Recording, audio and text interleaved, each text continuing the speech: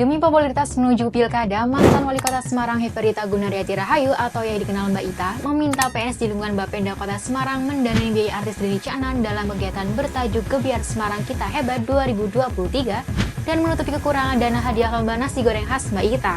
Kepala Badan Pendapatan Daerah atau Bapenda Kota Semarang, Indria Sari pada sidang kasus dugaan korupsi ex-wali kota Heferyta Gunaryanti Rahayu dan suaminya Alwin Basri di Pengadilan Tipikor Semarang, Senin 30 Juni 2025 mengatakan bahwa iuran para PNS Bapenda yang awalnya direncanakan untuk piknik, makan bersama, serta sedekah para pegawai, diminta Alwin Basri untuk membiayai Denny Caknan sebesar 161,2 juta rupiah.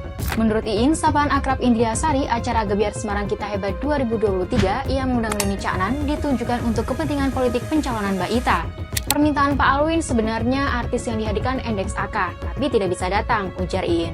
Selain untuk membiayai artis Denny Caknan, uang hasil iuran PNS Bapenda juga diminta untuk menutup kekurangan hadiah lomba nasi goreng khas Mbak Ita sebesar 222 juta rupiah. Ada kekurangan untuk lomba nasi goreng, untuk hadiah, karena hadiahnya terlalu kecil, ujar Iin.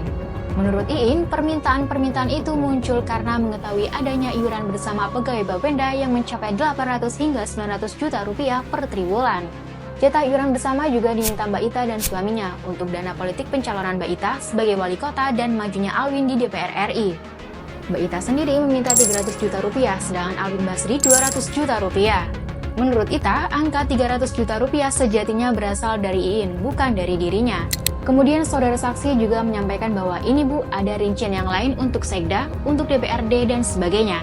Saya bilang saya nggak ada urusan, ujar Ita. Namun saat ditanya oleh Ketua Majelis Hakim Gatot Sarwadi, Iin menjawab bahwa ia tetap teguh pada keterangannya di awal. Tidak hanya itu, pada September 2023, Iin juga sempat diminta tambahan 3 miliar rupiah lagi oleh Alwin.